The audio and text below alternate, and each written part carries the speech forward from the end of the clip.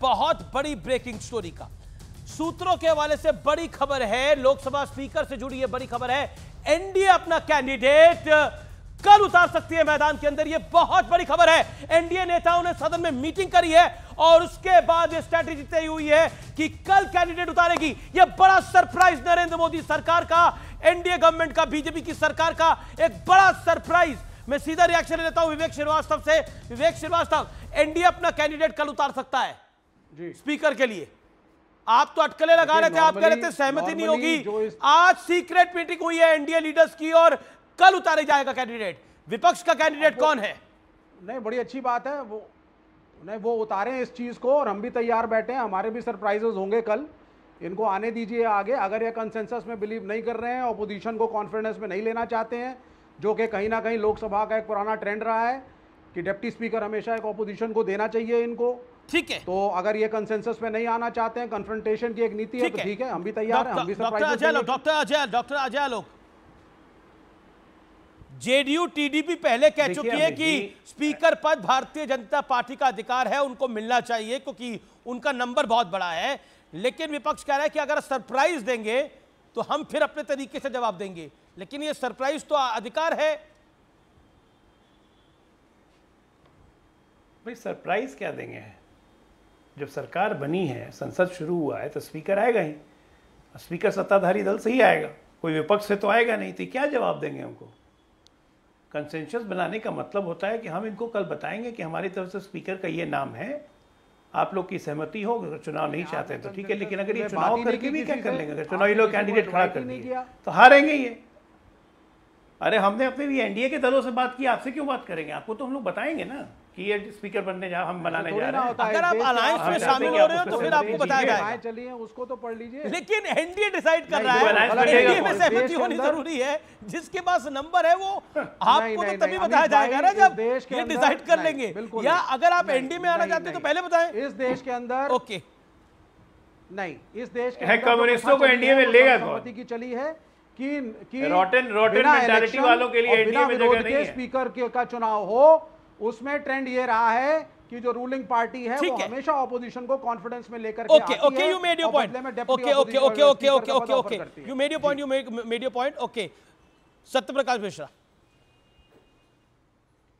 अरे कल बताएंगे विवेक जी, कल स्पीकर के जो भी हमारे लोग होंगे उनको बताएंगे कि ये हमारे स्पीकर के कैंडिडेट हैं, आप कॉन्फिडेंस में आ जाना। मैं एक बात कहता हूं, एक आदिवासी राष्ट्रपति इतने दिन बाद इस देश में चुनाव लड़ी, कंसेंसस तेल लेने गया था कांग्रेस, कम्युनिस्ट और समाजवादी पार्टी का। कहां गया था उस दिन कंसेंसस? एक आदिवासी महिला को राष्ट्रपति बनने पर वोट नहीं किया साहब आप लोगों ने। आपसे क्या कंसेंसस की उम्मीद करें हम? अरे भैया, आपसे किसी चीज की उम्मीद नहीं है। संविधान का किताब लेके घूम रहे हैं, बहुत थैंक यू। उद्घाटन में भी नहीं संविधान का किताब लेके घूम रहे हैं। I am thankful to you कि हमारी सरकार की नीतियों ने आपको संविधान पर लाकर खड़ा किया, वरना आप संविधान की धज्जी उड़ाने वाले पूरे के पूरे लेकिन इंडी गठबंधन है। कोई ऐसा गठबंधन का सदस्य नहीं है उसमें जिसमें संविधान। लेकिन क्या वाकई संविधान का मामला क्या है? संविधान की प्रस्तावना में जो पहली लाइन लिखी है वो है we the people of India, यानी हम भारत के लोग। इस वाक्य का अर्थ एकजुटता और देश को परिवार के तौर पर देखने से जुड़ा है। और शायद हमारे देश के तमाम दल इन परिवार यानी वी द फैमिली पर बड़ा यकीन करते हैं और इस परंपरा को पूरे मन से आगे भी बढ़ा रहे हैं, क्योंकि आज देश की कई पार्टियों में फैमिली फर्स्ट वाला कल्चर खूब अच्छे तरीके से फल फूल रहा है। पार्टी की कमान किसके पास होगी, बड़े बड़े पद किसको दिए जाएंगे। 1950 में संविधान लागू होने के बाद यह देश सब कुछ देख भी रहा है और बखूबी समझ भी रहा है, क्योंकि इस सियासी कल्चर का बीज बोया कांग्रेस पार्टी ने। और आज उत्तर से दक्षिण तक, पूरब से पश्चिम तक यह कॉन्सेप्ट कई पार्टियों में साफ साफ देखा जा सकता है। लेकिन पार्टी में पारिवारिक परंपराएं निभाने वाले ये तमाम दल संविधान की दुहाई देकर आज सदन में घूम रहे हैं, संसद से सड़क तक संविधान बचाओ मिशन चला रहे हैं।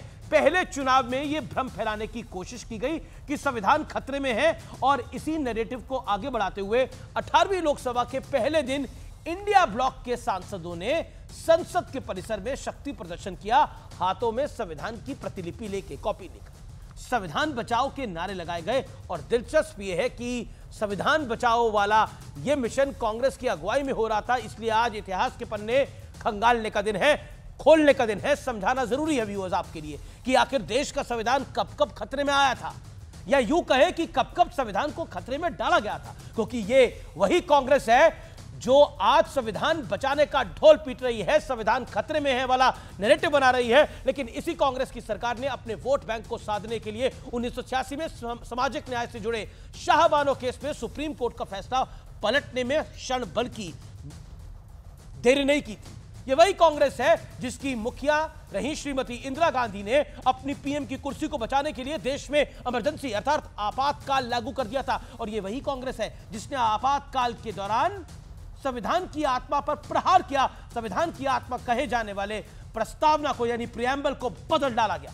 यह बदलाव इतना व्यापक था कि इसे मिनी कॉन्स्टिट्यूशन तक कहा गया। इसी बदलाव के जरिए राष्ट्रपति को कैबिनेट की सलाह मानने के लिए बाध्य किया गया। यह बदलाव इतना बड़ा था कि इसमें 2, 4, 10 या 15 नहीं बल्कि 40 अनुच्छेदों में बदलाव किया गया था व्यूअर्स। लेकिन आज कांग्रेस और गांधी परिवार की नई पीढ़ी हाथ में संविधान उठाकर यह दावा कर रही है कि संविधान खतरे में है और वो इसे बचा सकती है। लेकिन अब बात उस डर की जिसका जिक्र कांग्रेस सहित पूरा विपक्ष बार बार कर रहा है। संविधान में बदलाव मोदी सरकार ने भी खूब किए, लेकिन ध्यान देने वाली बात यह है कि यह बदलाव किस तरह के थे। मोदी सरकार ने अब तक करीब 1500 से ज्यादा पुराने कानूनों को खत्म कर चुकी है। इनमें से ज्यादातर कानून अंग्रेजों के जमाने यानी ब्रिटिश राज से चल रहे थे और इनकी अब कोई आवश्यकता नहीं थी। इसी तरह 2018 में मोदी सरकार ने मुस्लिम महिलाओं को 3 तलाक से मुक्ति दिलाने के लिए भी बदलाव किया था।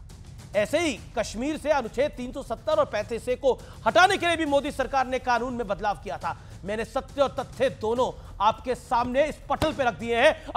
अब संविधान कौन कितना सही है और कौन कितना गलत, यानी संविधान पर कौन कितना सही है और कितना गलत, यह फैसला मैं व्यूअर्स आप पे छोड़ता हूं, क्योंकि एक होता है जिसे कहते हैं नैरेटिव बिल्ड करना, शायद विपक्ष वो करने का प्रयास कर रहा है, लेकिन कहावत पुरानी है, काट के हांडी बार बार नहीं चढ़ती। फिलहाल इतना ही, देश नहीं जगने देंगे। अगला प्रोग्राम। संसद सत्र के पहले दिन मचा घमासान। सोनिया गांधी के नेतृत्व में संसद परिसर में विपक्ष का प्रदर्शन। संसद सत्र से पहले प्रधानमंत्री नरेंद्र मोदी ने साधा आपातकाल के बहाने विपक्ष पर निशाना। राहुल गांधी ने ट्वीट कर मोदी सरकार पर बोला बड़ा हमला, कहा मनोवैज्ञानिक रूप से बैकफुट पर है सरकार। कुर्सी बचाने में जुटे हैं प्रधानमंत्री नरेंद्र मोदी।